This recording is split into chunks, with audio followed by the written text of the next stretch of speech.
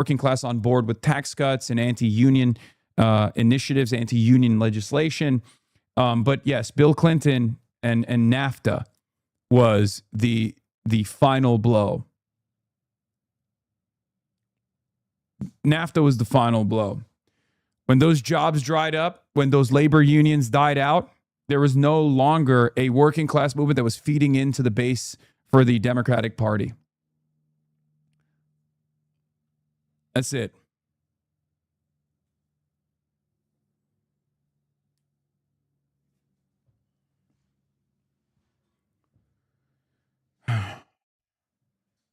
Do you feel like that can or could be attributed to college graduates being more exposed to culture? Urban areas of politics seem to always skew Democratic as well. Yes. So political polarization has taken on a very different shape in the United States of America in 2026 in comparison to where it was in the past. That political polarization has been designed around wedge issues. Shout out to Newt Gingrich for this. This is, again, a post-Reagan, first started in the Nixon era, but certainly became the prominent fixture of American politics in the Reagan era, culture wars and wedge issues, where both parties would identify themselves as being in favor of certain values.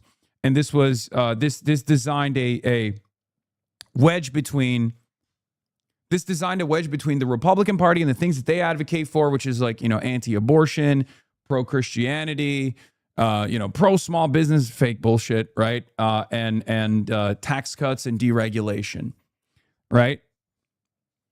And the Democratic Party was in opposition to those things, progress, to varying degrees. And also the Democratic Party, I guess, had more ideological diversity about, trade policy and trade protectionism and things of that nature, but it became a much more neoliberal, anti-welfare state party with Bill Clinton. And a free trade party with Bill Clinton. So that established somewhat of a uniparty approach to international trade policy. That established a neoliberal uniparty approach to many of the solutions to the existing problems that people were experiencing. That's precisely the reason why the Democrats since the 90s have barely been able to launch any kind of serious socialization initiatives in the field of healthcare, because they're backed by the same fucking corporate entities, Blue Cross Blue Shield, Aetna, and many others. So there's a uniparty in Washington, D.C. Both parties align. There's consensus politics in Washington, D.C. between Democrats and Republicans on keeping healthcare private. Democrats want to fund it more with subsidies. Republicans want to take those subsidies away. But ultimately, they're aligned and have arrived at a consensus that it should still remain privatized, right? There's obviously a uniparty consensus politics on American foreign policy. This was post-2001, global war on terror. That was the last bastion of the anti-war liberalism movement. There were a lot of critics of George W. Bush. Obama killed that, right? Anti-war liberalism died with Barack Obama. Anti-free trade protectionist Democrats died with Bill Clinton. Pro-welfare state liberalism died with Bill Clinton. And anti-war liberalism died with Barack Obama. Okay?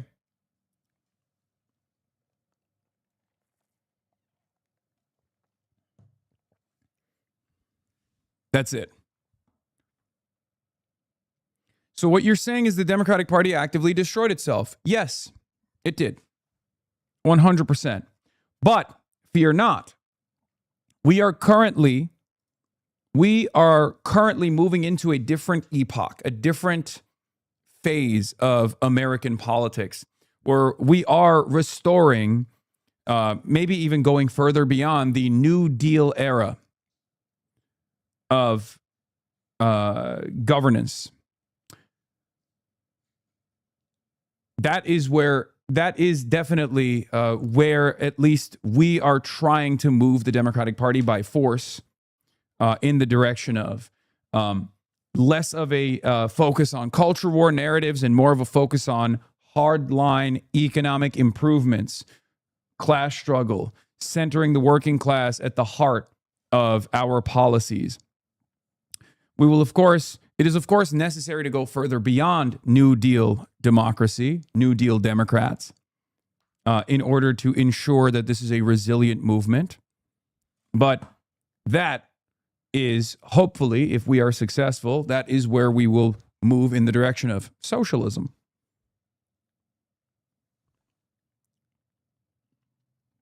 Restoring a manufacturing base in the United States of America, if it's even permissible, even if it's even possible. Not only onshoring jobs, onshoring manufacturing, but also making sure that those onshored manufacturing opportunities are not simply increasing economic activity, but it's also bringing back good jobs for people with good benefits, union jobs. Creating an environment where there is more political participation from the working class that has been left behind in this country.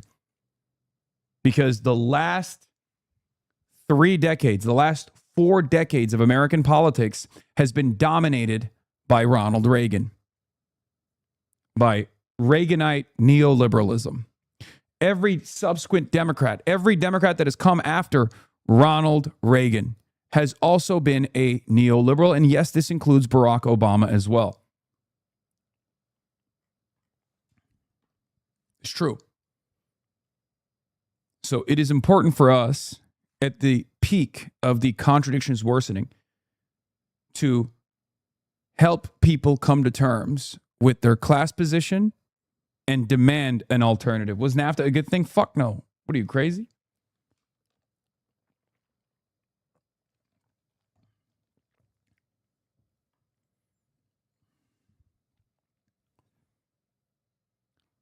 We have to, Central Committee, thank you for the raid. We have to do away with a culture war first policy platform that the Democratic Party has leaned heavily into because of the consensus politics that I just mentioned.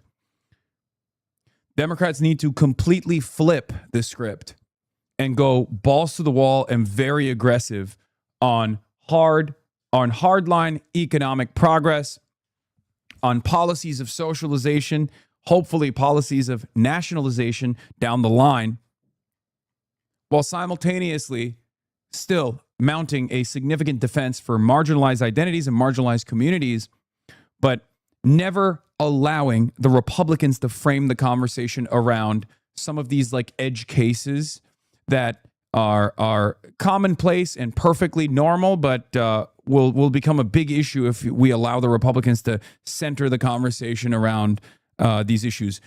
You know, high school transgender athletes participating in high school competitions. This is not a real issue. This is not an issue that impacts any American in a significant manner, right? It is a clearly, purposefully concocted narrative that was focus tested by the Republicans in an effort to make that the key fixture of American politics. Well, Donald Trump did it. He banned transgender athletes. Did that help you? Do you feel better now? Do you feel like your life is improved in any significant manner? Of course not. Because it was always bullshit. It was always a fucking distraction. A very violent one for the tiny minority of transgender people. It's horrible for them. But it's not good for you. So I always say we have to have a vision in the affirmative, a clear, identifiable agenda that people can sink their teeth into. An agenda that centers the working class, an agenda that seeks to improve people's material conditions. An agenda that revolves around expanding the existing social safety nets in very meaningful ways, an agenda that tries to reset the way that the American politics have consistently, since the Reagan era, demanded less and less from the wealthy and more from the working stiff, the average Joe. We have to, it's topsy-turvy in this goddamn country and in many other Western capitalist liberal democracies at this point. That is precisely the reason why there has been tremendous wealth consolidation, specifically in the stock market. The bottom 1%,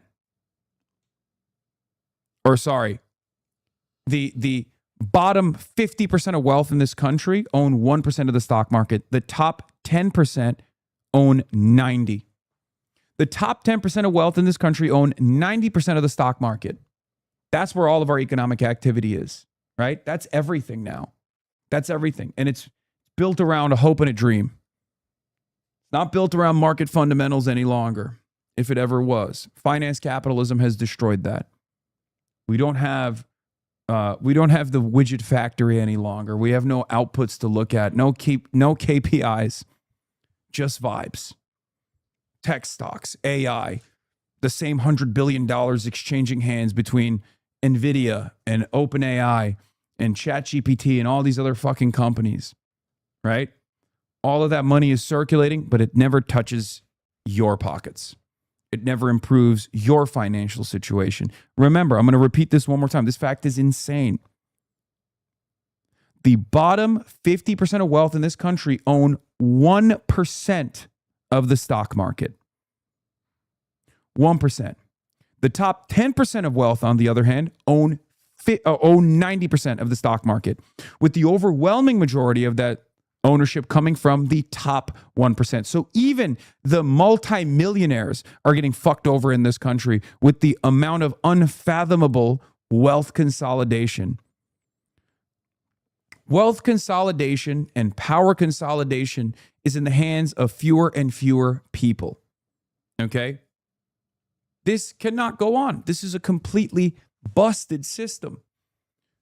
This avarice, this endless appetite for wealth and power consolidation is never going to stop unless we make it stop, unless we turn it around.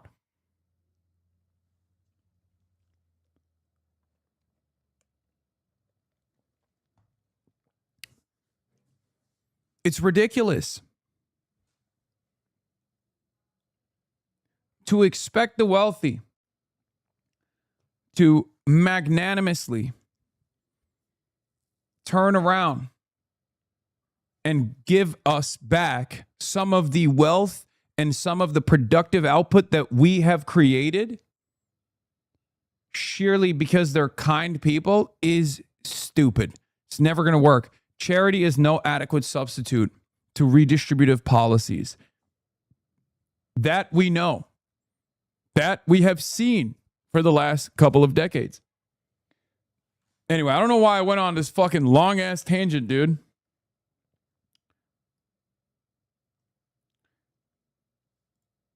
But yeah, this is incredible. The wealthiest 0.00001% of Americans now hold a record 12% of U.S. national income.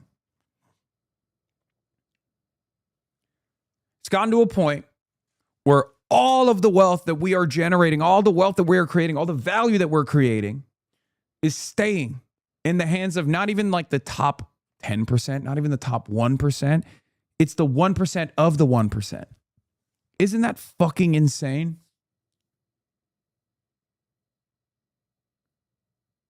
It's actually incredible because it's worse than the Gilded Age. It's worse than the Roaring 20s.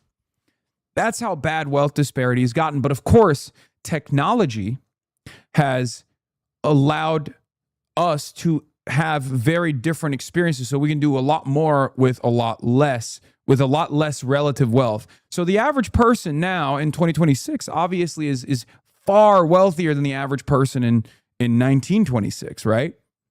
Or, 1919, 1920s. Although the wealth disparity and the power disparity has grown tremendously, the average person is not starving as they did in the Great Depression. Okay?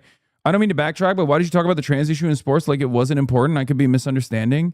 No, I did not say that it wasn't important. I said it is important.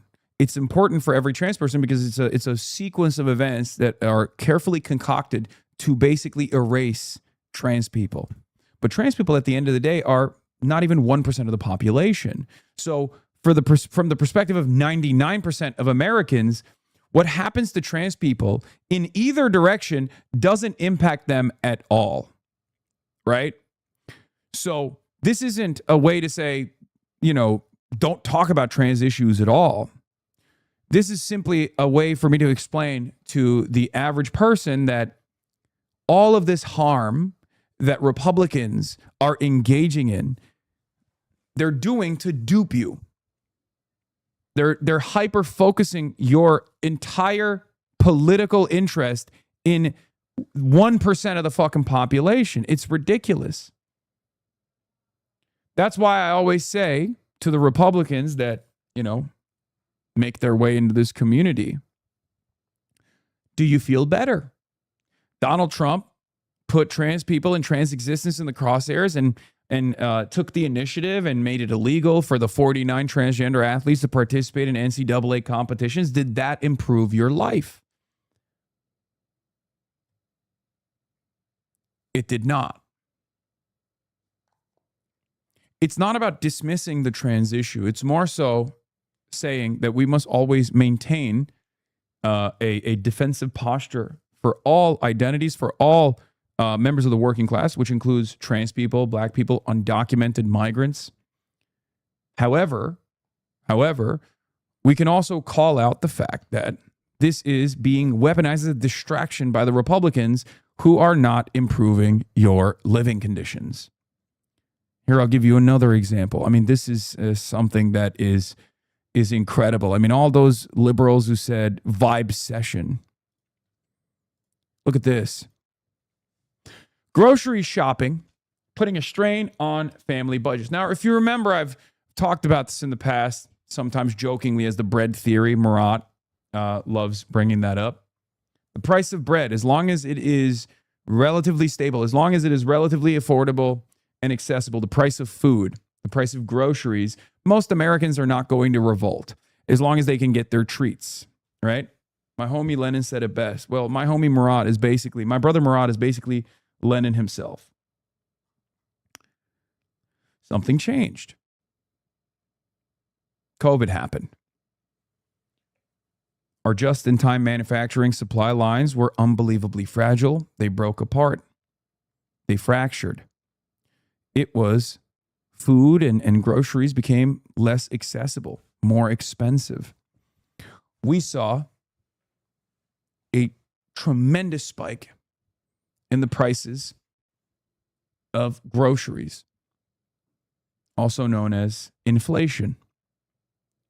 But that price did not go down when the supply lines opened up. When the global supply chain issues were solved, prices kept going up and up and up, what is known as greedflation. And at the time, when we on the left called this out as greedflation, that could only take shape because of the corporate consolidation. This can only happen when the Western liberal capitalist markets only have a handful of companies that own everything, by the way. If there was true market competition in the way that capitalism is intended to create a free market, the freer the markets, the freer the free bill, they say. Well, we, of course, believe that this is the most honest expression of capitalism. Monopolization is the most honest expression of capitalism. That is precisely what companies try to do. That's the greatest market advantage you can have when you're the sole provider of goods, when you can set the price. What we have right now is an oligopolistic structure.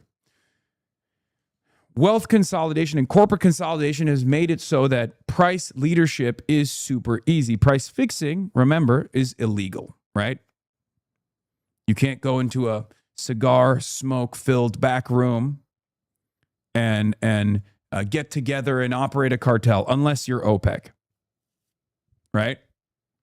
You can't do that. You can't set a price and then everybody else agrees with you. That's illegal, technically.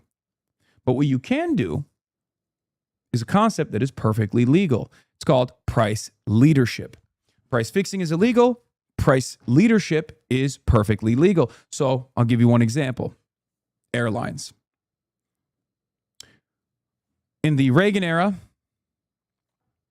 there were hundreds of different airlines in many different markets. Nowadays, there's like one or two in certain smaller markets and 4 or 5 if you're lucky. Not a lot of competition there. If there were 200 different alternatives in the airliner industry, right, it would be a lot more difficult for one company to decide we're actually going to charge for your luggage. Because other companies that don't charge for the luggage would then get away with being a cheaper alternative, a less costly alternative. People would just go to the company that's not charging you for your luggage. But when there's only 1 or 2 companies and one airliner decides to charge for your luggage, all of the other airliners also follow suit. This is known as price leadership. Okay? Yes, another concept is price fixing is illegal, price leadership is legal, tax evasion is illegal, tax avoidance is legal. It's the same thing. Okay? And for the record, there is still a lot of price fixing that goes on. Make no mistake. But we don't really have a regulatory body that is invested in tackling these issues any longer. So you get the short end of the stick. You as the consumer, you as the worker, don't get all of the value that you provide, don't get all the value you generate, and you as the consumer then go home and are fucked over by the same corporations. They raise your prices, and there's nothing you can do about it. What are you going to do? You're not going to survive without eating eggs, right?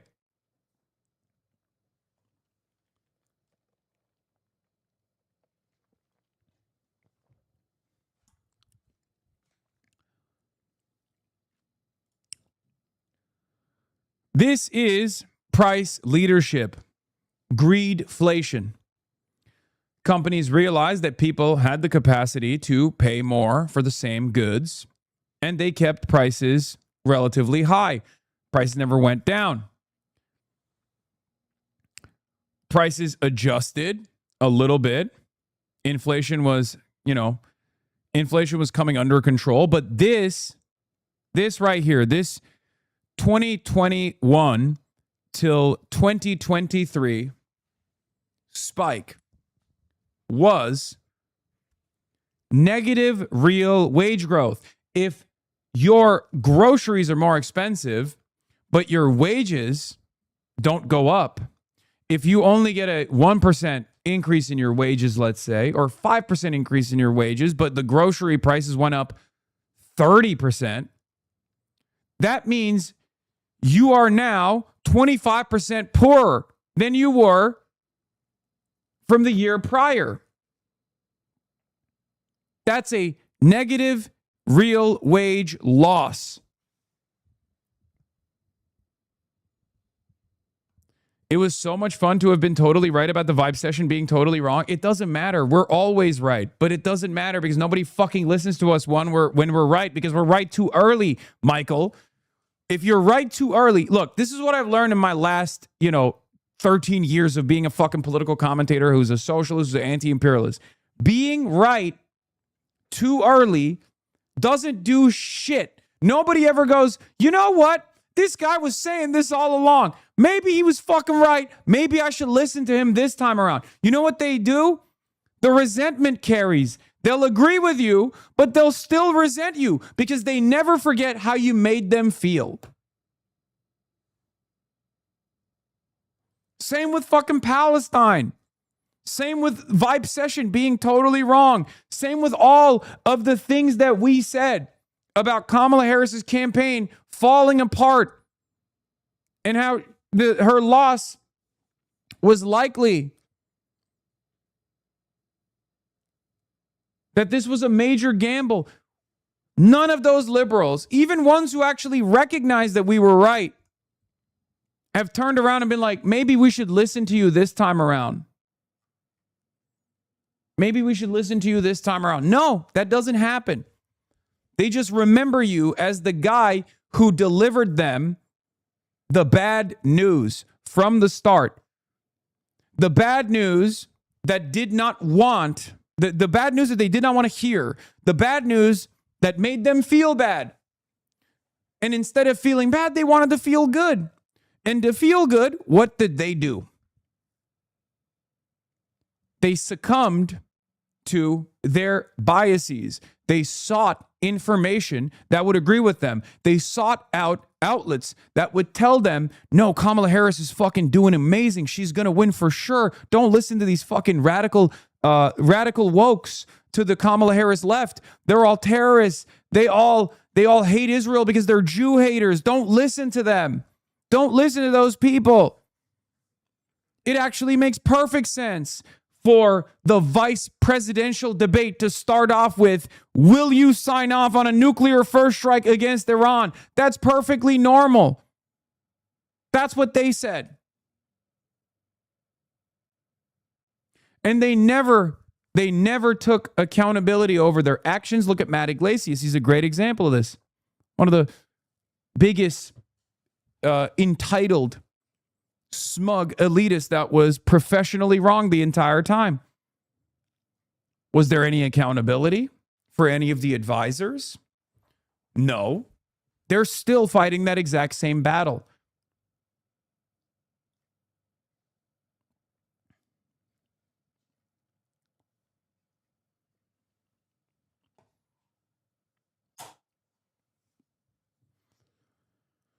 Huh.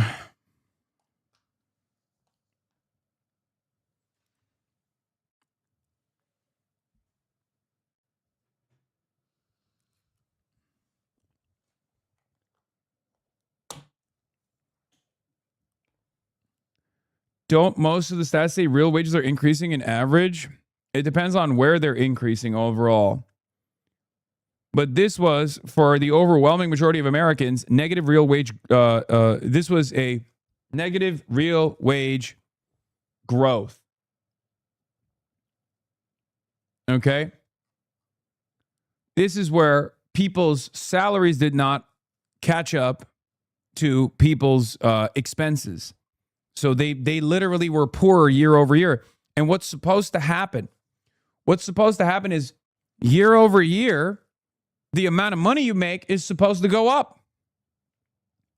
You're no longer a 5-year experienced employee. You're now a 6-year experienced employee. You have an extra year under your belt. Your wages are supposed to go up. You're now more experienced. You're now more productive.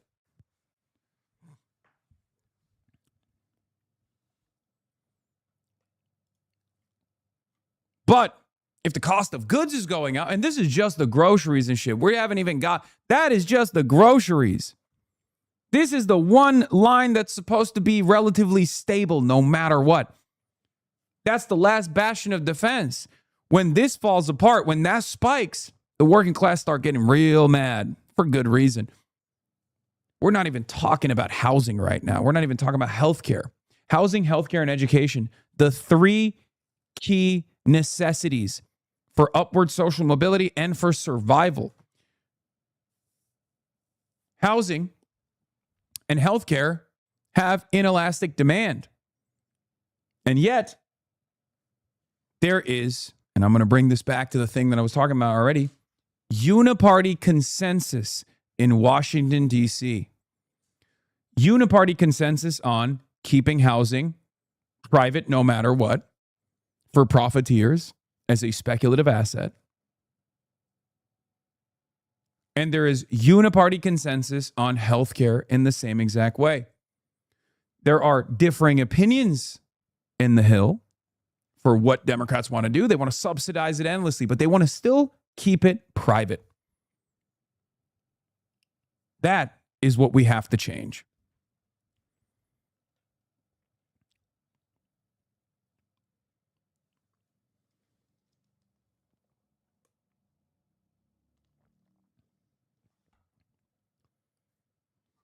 So, yeah.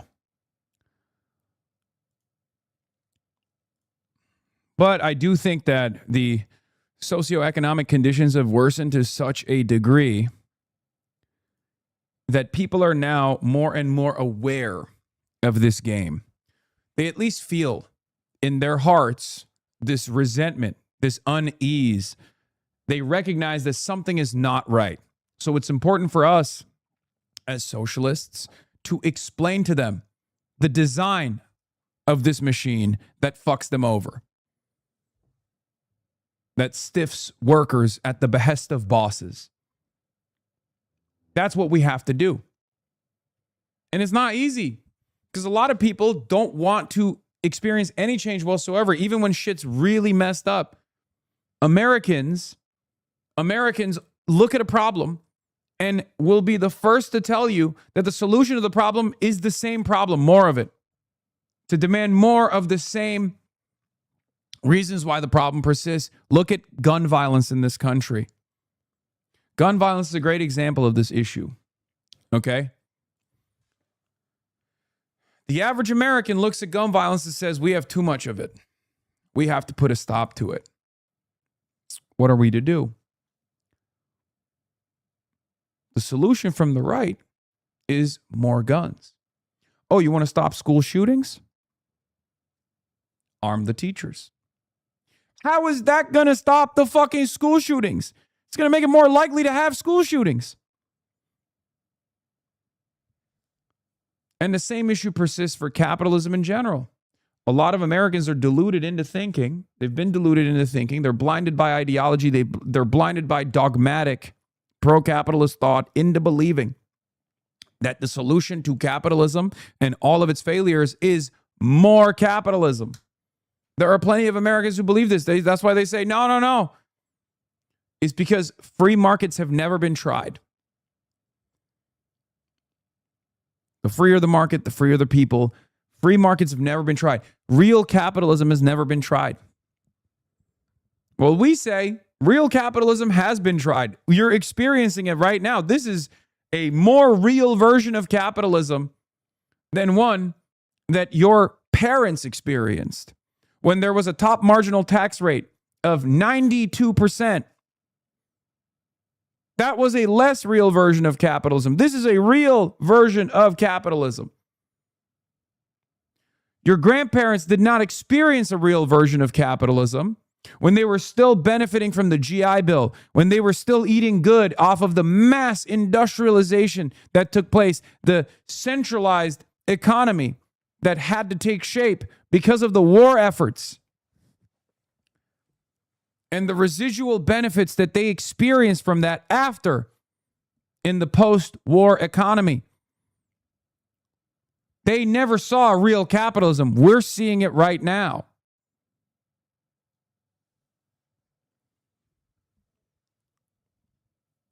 And every day that goes by where wealth consolidation grows in the hands of lesser and lesser people, we get to experience a more real capitalism. It's that simple.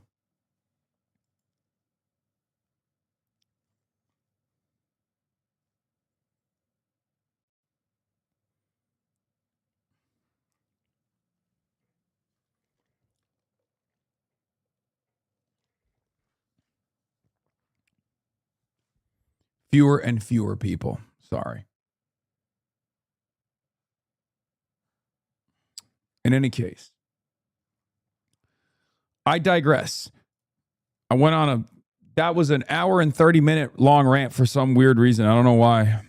I was in a rant mood today.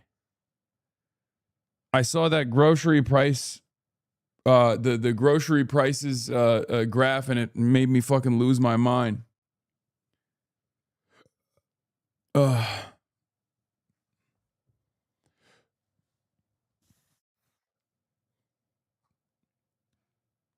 Trump is live, by the way. Here, let's listen to the fucking. Let's look at these assholes. Not bad business, but no, we have 19.2 trillion.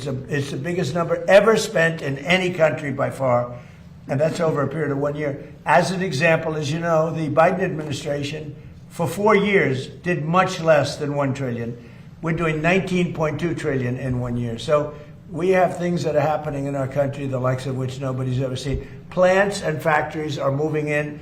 Toyota just announced they're building one of the largest car plants anywhere in the world, and truck plants anywhere in the world. We are building more automobile plants now than at any time in the history of our country. Mr. President, Dulles in particular, this is just one of several projects that you have underway Yeah. in the DMV. Why would you say that you're so focused on transforming the Washington region right now? Well, this is an important one. You know, this is travel. So in terms of the importance, I think the Arc is going to be incredible. I think the protected ballroom and military center that we're building at the White House is going to be unbelievable. It's very important. But, you know, this is the airport. This is sort of the lifeblood of a city or a capital, certainly a capital. And this will go from one of the worst, just like Washington. Washington was one of the worst places in this country, and now it's one of the best. You couldn't get into a restaurant because all the restaurants were closing or closed. They were afraid to have it open. Now you can't, if you're a restaurateur, you can't even find space to have a restaurant. The restaurants are booming. So, you know, it's a great thrill. And by the way, if you look, Washington is clean, it's safe, people walk to work. Every day a young man or a young woman comes up and says, "Thank you, sir." I know exactly what he's talking about. They were afraid to walk to work. Now they literally walk to the White House. Washington is now a beautiful and clean. We got rid of the graffiti. 78 monuments and different things have been cleaned. They were strewn with graffiti. We had 28 fountains that not one of them worked. For years, for decades, they haven't worked. They're all up in service, and nobody's seen anything like it. We have it clean. We're changing all the grass in all the parks. That's going to be changed very shortly. The parks are, because the grass is very, you know, grass is like human beings. Grass has a life also. And we're changing, we're raking, cleaning, and changing all of the parks. We don't have people, we don't have the tents anymore. We don't have all the barbed wire up. We don't have the wire up. Washington's become a beautiful city. It's become a hot city. But, you know, even more importantly, the United States right now is the hottest country anywhere in the world. Mr. President, just a point of clarity on the airport. No federal funding will be required. What did you mean when you said Congress may need to approve? So it's going to be bonded for $22.5 billion. United is going to partake in part of the payment, but the airlines who participate in the project are going to pay for it. If I can just make one point of clarification. Yeah, please. We have some permitting we have to do, but we think in the spring, this is both Concourse A. We think we can start construction in the spring of next year. So we're trying to move at the speed of President Trump. It's never fast enough, but we're going as quickly as possible so we can give a deliverable to the American people. And the other thing Sean's doing, which I think is so important, maybe more important, I don't know if it can be more important than this, but he's working on air traffic control. We have an obsolete system. It's 50 years old. You saw the helicopter crash a year ago into a plane. That was a disaster. They're going to do AI. And, they're going to do less like that would never TSA, happen. Bells would have less gone off air in traffic, less 4 or 5 minutes ATC, before it happened. You would have heard less the bells and ATC, whistles more would have gone AI. off. And a thing like that couldn't have happened if you had proper They're going to do air AI air traffic control. So I what's swear to God. happened Oh, by is, the way, shouts out to Ronald Reagan. we're He's the one who working very fucked this. hard on getting the finest in the country now in the world. We've examined the systems of almost every good country in terms of air traffic control all over the world, and we have the best people working on it in the world. And it'll make, I mean, so often you'll see somebody even bunking into each other at an airport, but where planes come too close, where planes, in the case of the helicopter the helicopter hits the plane, we are working on air traffic control to redo the entire system, including the new towers, because the towers are obsolete. You know, you don't think of it. You see a tower, it looks fine. You go into those towers, they're literally falling down. So we're talking about new towers and all new air traffic control, which will give us the safest anywhere in the world. Mr. President, Why do you think Dr. Fauci invoked the Fifth Amendment so many times today when he has the pardon? And what was stopping him from just giving an honest testimony this morning? Well, look, I've never been a big fan of Fauci. Why he did that was very simple. His lawyer told him to. You know, I don't know if he would have been better off not doing it. There were a lot of questions that I guess he could have answered, and some maybe he didn't feel comfortable in answering, but his lawyer told him to do that. Mr. President, on Iran. Prime Minister Andy Burnham hasn't mentioned publicly migration at all since he's gone into number 10. Did you discuss it with him? I did, briefly. He's going to have to mention it because it's killing your country. Mr. President, Killing you. He won't talk to GBUs. He's killing your country. He won't talk to them. And not him. I mean, we'll have to see. I know Starmer did very little about it. And they're coming from all over the world. They're coming from Africa. They're coming from South America. They're coming from different parts of Asia. And they're invading Europe. I mean, they're invading Europe. It's an invasion. And the UK is a prime suspect. Mr. President, on Todd Blanche, Senator John Cornyn of Texas has been hesitant to back the confirmation. Seems to be some sort of deal that he's Dog, this What is your literally, reaction to his hesitancy? this is all I can say is straight Todd up Blanche is out. reheated Nazi propaganda. Okay? Oh, the German economy is bad. Not because of the decisions that we've made in entering World War I, but the German economy is actually bad because of Jews, because of socialists, because of trade unions, because of communists. Also another word for Jews. Okay? So in order to solve the problem, in order to fix our economy, what we have to do is put the Jews in concentration camps. That is the argument. The situation is worsening as liberalism is failing, as capitalism is failing. The contradictions are worsening. And the reactionary right, once again, is turning to fascism. It's the same exact argument. Oh, it's because of the refugees. Oh, it's because of the workers that don't look like you that are coming here. Okay? It's the transgenders. It's the homosexuals. It's the workers that don't look like you and don't think like you. That's what the problem is. As soon as we put those guys in the camps, everything is going to be good. Well, that's not the case. The problem is wealth consolidation. The problem is capitalism failing. Now, the problem is, while this crisis is worsening in the entire Western world, there is no counterbalance like there was one in an otherwise revolutionary time. There is no USSR.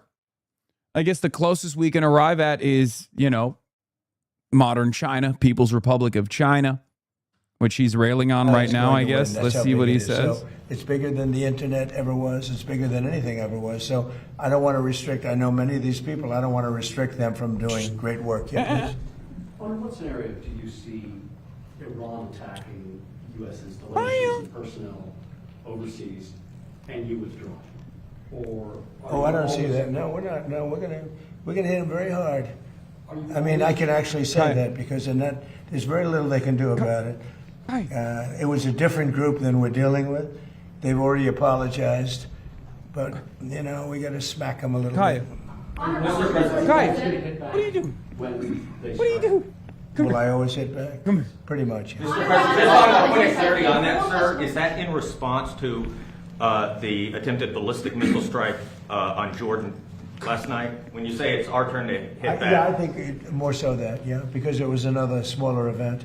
But no, they sent 8,000-mile-an-hour missiles. She at us. rejected me. She And doesn't love me no more. fortunately, we No, had our there's people someone at the door. operating That's the why greatest she has equipment in to the world, monitor. namely the Patriot system. Think of it: 5 missiles going 8,600 miles an hour, big ones, coming right at us, and all 5 were shot down.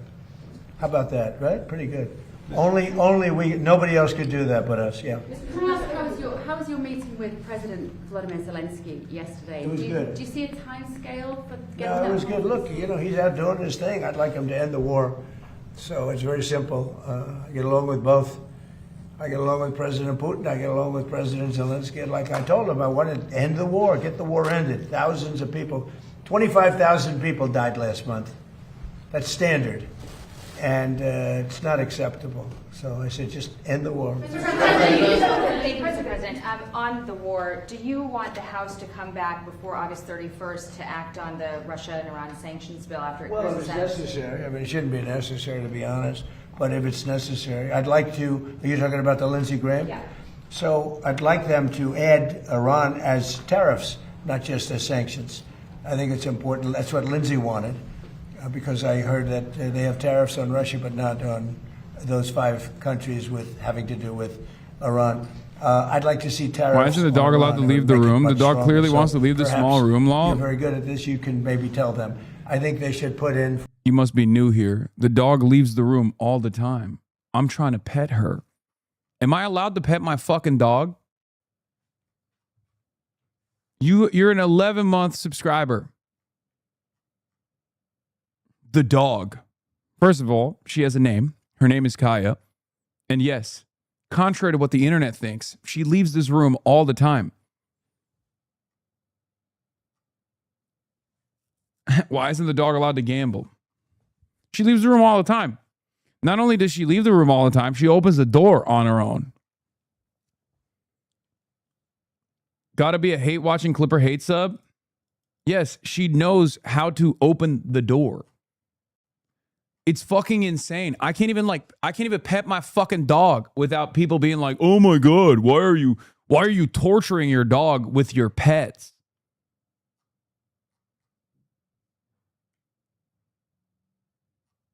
What are we doing here? What is this backseat fucking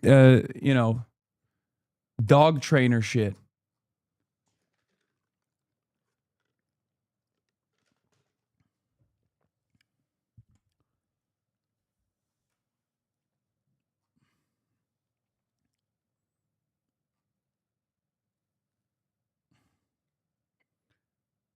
What do you think about Josh Turek, Iowa Senate? He's talking about Zoran. There's no way they can get elected if they don't, if that happens. But we should have unanimous Republican support. And if we don't, people should look at those Republicans. But think of it. Who would not sign voter identification with photo? And who would not sign proof of citizenship? Only people that want to cheat. Thank you very much, everybody. Thank you. Thank you. Thank you, everybody. Thank you, Bev. Why are you still responding to them? You know they just want to bait you for a clip. I know, but it's so fucking ridiculous. Like, yes, dude, I'm gonna pet my fucking dog. You know what I mean?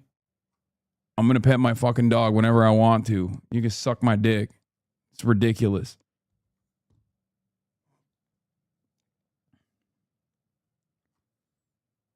Josh Turek is DNC supported and lib of all libs. I mean, I don't even give a shit. I know Obama came out in support of Josh Turek. I don't care. It's fucking Iowa. Like, better than a Republican. You know what I mean? I'm not going to like go crazy over it, but obviously that's the established Democrat. They won. Now the contest is between a Democrat and a Republican. What, do you think I'm going to be in favor of the Republican? No, of course not. I wish that it was an exciting candidate, right? Because I still believe that a candidate that's like a little bit more radical, even in a place like Iowa, I think would probably do a better job. But hey, that's not what the cards hold, right? I mean, he won.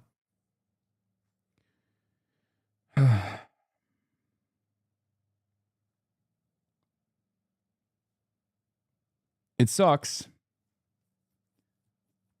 But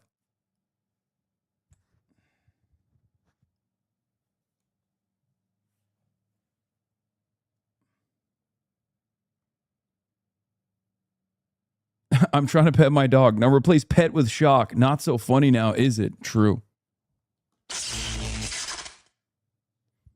Why don't the Dems put up a one-item bill to mandate free government IDs and then let Republicans vote it down the show the truth? Because showing the truth doesn't fucking mean anything. When has showing the truth meant anything? I mean, the Democrats tried to do that with immigration, right? Remember when the Democrats were like, we are the party that's serious about immigration. We are going to do Trump's 2020 agenda on immigration. We're going to build the wall, all this stuff, right? And they put forward a border bill that was unbelievably right-wing, that was written by the Oklahoma senator. And that was their last attempt at showing the world the truth, showing the Americans the truth. Who struck that down? Trump did. He struck it down because he wanted to maintain the argument that Democrats are insincere on immigration. They want, third world migrants to come in and pour through our borders. It's never worked. This idea of like conceding to the Republican position and trying to make it seem like the Democrats are the party that's more serious about these like right-wing policies has never worked, and it will never work. And I called that shit out. I called that shit out nonstop. Way back when.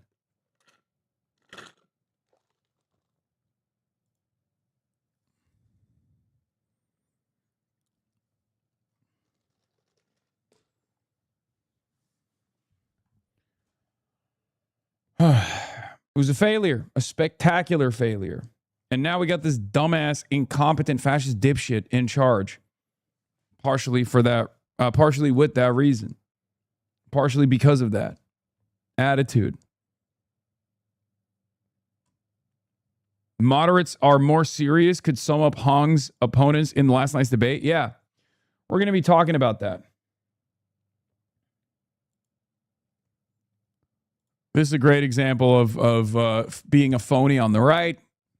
Peter Thiel's blood boy J.D. Vance happily meeting with the real president of the United States of America, next to the fake president of the United States of America, and next to the vice president to the fake president of the United States of America, happily.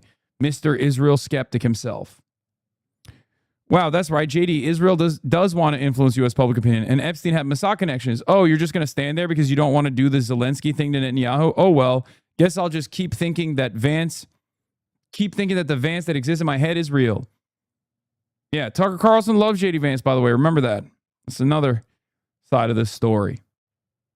We are the only serious Israel critics. We are the only serious people that want to sever this unfathomable loyalty campaign that we've had towards Israel for the last 80 years. Okay? No one else in American politics is serious about this issue. I need you to understand that. And I think you all already understand that, but we got to make sure everyone else understands that. Okay? And if the Democratic Party is resistant to that change, well, then we'll keep fucking winning. All right?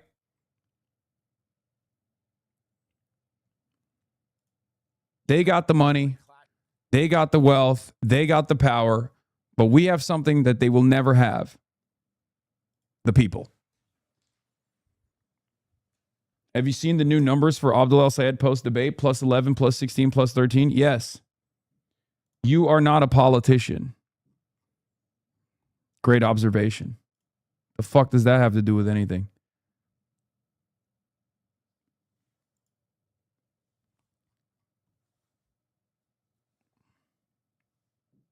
Oh, people? I was going to say integrity. Yes, we have integrity.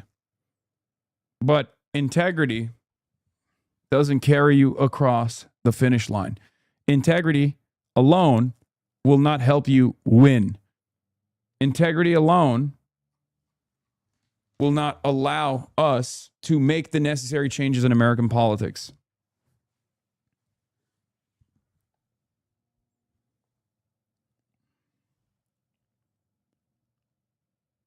We need the numbers. And lucky for us, and disastrous for them, we have the numbers.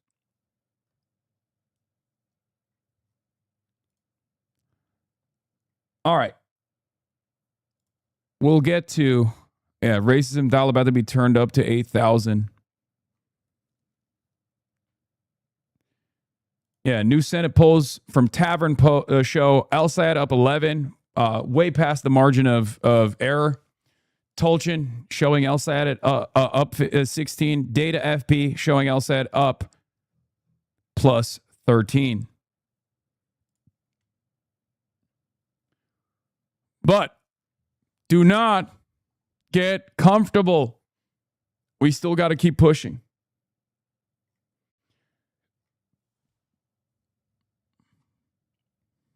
We still have to keep pushing.